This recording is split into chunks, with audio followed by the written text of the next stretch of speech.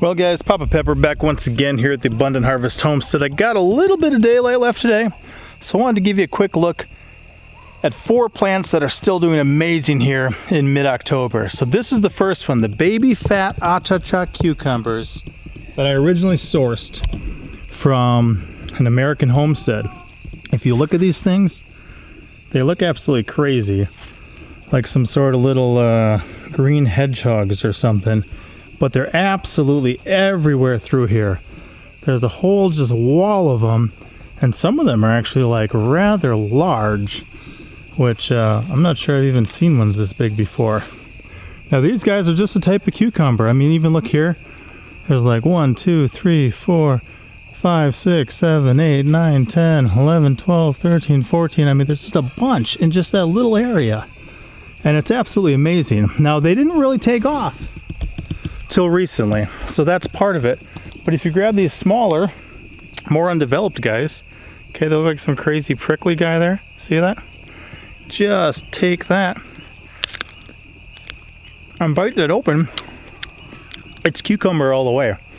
This one almost has fully developed seeds, but we're definitely gonna save some seeds from these, so if you guys are interested in trying them, I would highly recommend them. And like I said, it's mid-October. We still got fresh, cucumbers pretty much. They're just a little different. A little smaller, a little more spiky, and a little more exotic than what you would traditionally find. I guess since it's on the way, I'll show you this guy here because this is one of our end of the season harvests that come in. And those would be the sunchokes towering over me. There's the top of those. We really have this little bed here. I would like to say it's maybe 7 by 6 feet. 100 pounds of tubers came out of there this year. At this point, the flowers are pretty much done. They're wilting. They're fading away. But 100 pounds of tubers. And if you guys are interested in those, we'll have some available later this year. Definitely a very good staple crop. Chard is still rocking it. We have not had a ever-grown chard like we have this year.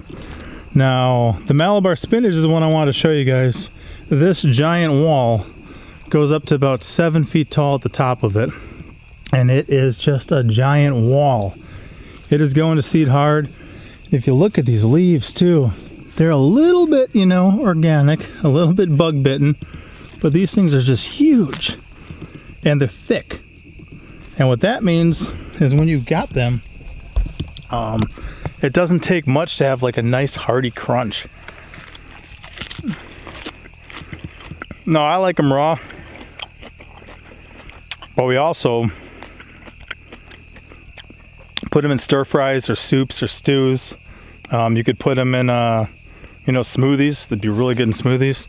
This is like all these, like a walking little bead doorway there, like the hippies used to have, but these are all just the thornless blackberries dangling down. Now up over here is, two I want to show you, but this guy caught my eye on the way. So if you look here, this is absolutely beautiful. Look at the ground here.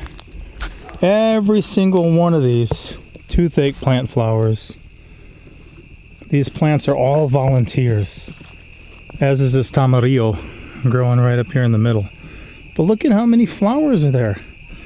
Way back there, all of them, and all of these, and all of those, and all of these, all of those. Like, honestly, that is really impressive. And then here's another one, and here's another one, and here's one last one, which gets us heading back the way I wanted to come. And that is to the snake gourds right now. Okay, if you know me, you know snake gourds are one of my top 3 garden plants, along with the Malabar spinach. This one, I think I'm gonna let go to seed.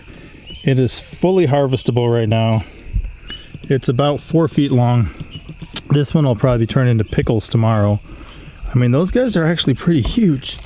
If I pull them out next to me, maybe you can see a little better. If I always snag through the thing. I mean, those are some big big gourds there, edible gourds, and they're everywhere here. Let's get you looking at something other than my chin. So we got them cruising through here, a bunch of them. We got these ones. This one's already dry, so I'll get that open and get the seeds harvested out of there. This one has yet to dry. Here's another one. That's just this big, long snake gourd, ready to go. That'll be pickled another day, because one thing I didn't know growing them before. Oh yeah, here's more for seeds. Another nice sized big one. 3 more coming in, pretty nice and big. That's impressive, just to kind of be walking through here and see them dangling, see them hanging like that. Be able to walk up and be like, wow, you know, this is some serious food. And this is, you know, mid-October at this point.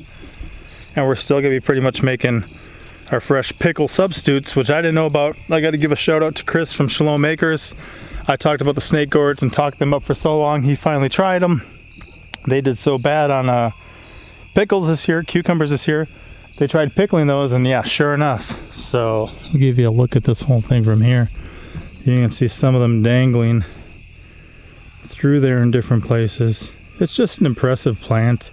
And anytime I got something that can feed my family, or feed my family and then some, with just one of the fruits, like, that blows my mind. And I love that, especially because we've got, what, 6 children right now, and they love those, absolutely. This is the other one I wanted to show you. It's got even more from the other side, but this is about a 6 or 7 foot tall trellis. It's really going out. But right now, these goji berries, I mean, look at how, let's see, there we go. Look at how many are on that one little branch. That's like 20 of them just on this one little branch. And there's more branches like that shooting out in different places. You know, now the goji berries you're going to get at the store are often Chinese goji berries. These ones are the Koreans. It seems to me that the Koreans do somewhat better in our area. So there's just a whole wall of all sorts of these guys. And they do have really attractive little purple flowers as well. And the bumblebees really like them, I'll say that. I'll try to get a shot from the other side. I also do have Chinese ones growing here, but their fruit is still green at the moment. If I sneak in through here, yeah. Look in there. Can you see that? See all that red, all those red berries? So we're going to be offering up some seeds for this, and then I'm also propagating a lot of plants in pots down there. A bunch more up there. All those little red dots all the way through this thing. Goji berries, they're one of those real foods is what I call them, you know, but that people call a superfood just because of everything that they bring to the table. Now the cool thing is I pickle those gourds coming up here, those snake gourds. Look at this right here. Okay, there's a nice tall one right here, and that's an old dill plant, but what it did, look at the ground there. This is all dill. So this here, a nice clump of dill. Absolutely beautiful, nice clump of dill. Look at them all, that's just all dill. So that's gonna work out great. And I will just show you before I close, these are the Chinese ones over here. I've got them in the middle of the strawberry bed, so eventually I'm gonna lift these up more. And right now they are still green. So you can see it's mid-October, their fruit's still green. They also do have, see right about there, a nice purple flower. And if you can see this one, I don't see any red berries here at all.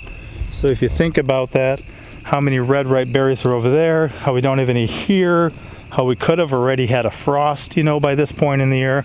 That's just another reason I say that the Korean goji berries are better for my area, which would be 6B, 7A, about where we're at. So guys, mid-October, it's still banging here. Daylight is fading. Got a number of other things to take care of, but just wanted to give you that quick tour and show off a couple of things. You know, see what's possible. If you give these plants a chance, they can keep going. They can do really good. And they can be producing a lot harder and longer than you normally think they would. I was talking with some people and pretty much their garden's completely done by this point, and I really don't completely get that. Fresh tomato. But I'll talk to you guys next time. Be blessed. Papa out.